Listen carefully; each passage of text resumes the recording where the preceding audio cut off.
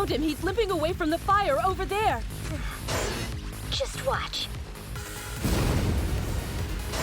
Because what some people might call selfishness is the very thing that you and I would call justice.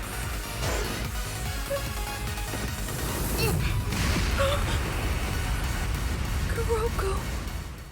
Hello everybody, MakersOutX here, back at it again to give you another very exciting video, and for today I'm going to be reviewing a certain scientific Railgun T episode 17 called Precognition. And if you haven't already done so, you can go ahead and click that card in the corner and check out my episode 16 review if you hadn't already been able to watch that yet, and then bounce back over and watch this one though. But man, I gotta say with this one, okay, you know what? We had this a couple of times within the past this season as well as some of the previous seasons though, but it's very rare for us not to get our main protagonist, Makoto Misaka, as playing some type of role within the episode. But this one, no, Misaka was not present at all during this though, and this whole entire episode was surprisingly only focused on mainly Kuroko as well as a tad bit of Uriharu as some of our main protagonists. So it was really kind of interesting to kind of see how this episode sort of kind of played out, just basically purely focusing on them as well as this new mystery character, which I'll talk about a little bit further within my review though. But honestly, you know what, a very different take. It wasn't like the strongest episode in the world for me, at least with what I kind of wanted to see, but honestly, it's a different change of pace, and I still really, as a whole, honestly really did enjoy and appreciate this episode though. But without any further ado, let's go ahead and dive straight up into this episode review of a certain scientific Railgun T.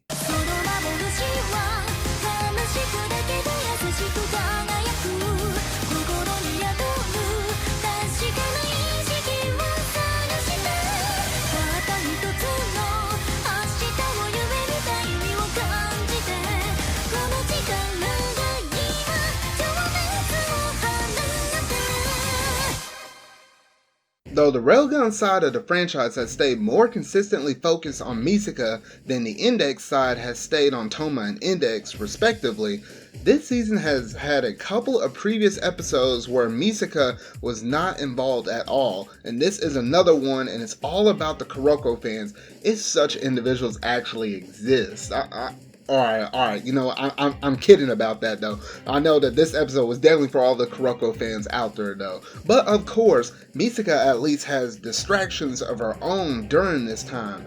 The time period in the Index timeline that this episode covers, from September 27th through October 5th, also encompasses Misaka's penalty game date with Toma, as well as Vento of the Right Assault on Academy City, which are collectively referred to as September's 30th incident and the Academy City invasion arc. All of this is detailed in episodes 17 through 23 of A Certain Magical Index Season 2.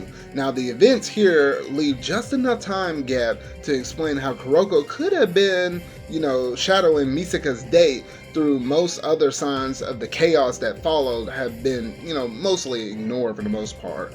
Only a TV broadcast referring to as Mass Unconsciousness Incident, which refers to Vento of the Front's use of divine punishment, stands as the testament to that major event, which happened within Magical Index Season 2. The events here instead entirely focus on Kuroko, and to a lesser extent Uriharu, working with Shai Miyama to thwart various accidents predicted by Shai's precognition ability.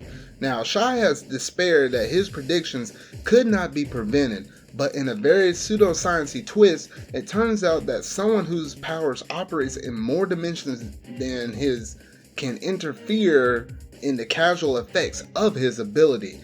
And since Kuroko's teleportation operates in 11 dimensions, yeah, I know what most of y'all might be thinking. Yeah, you start to think about 11 dimensions and all this kind of crazy stuff.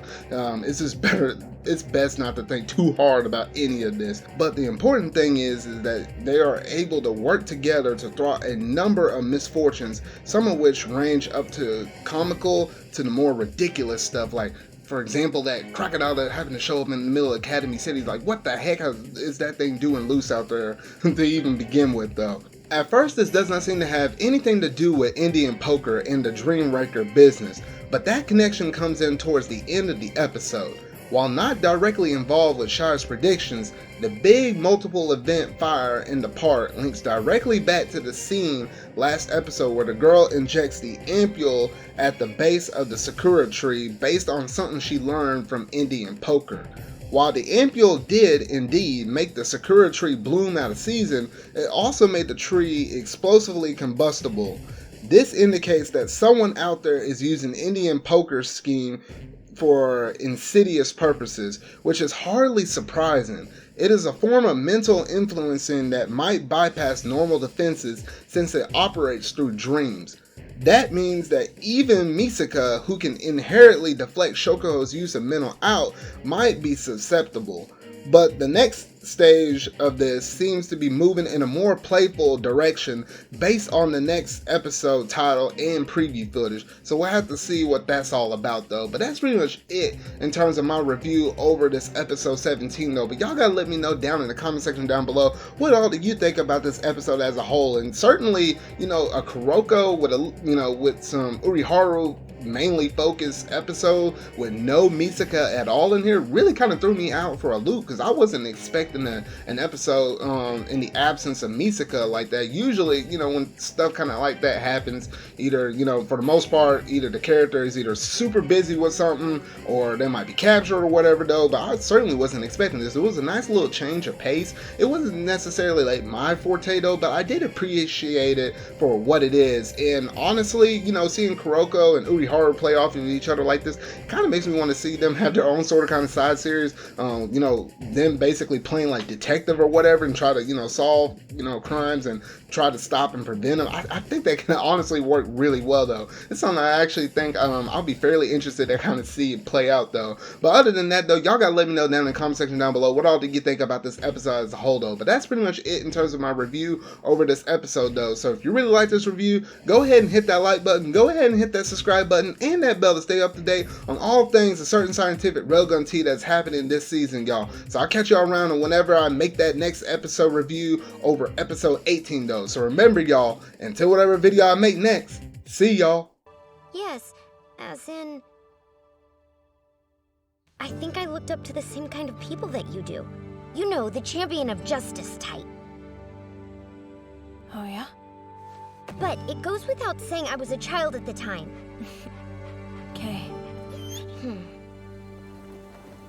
I'll think about it.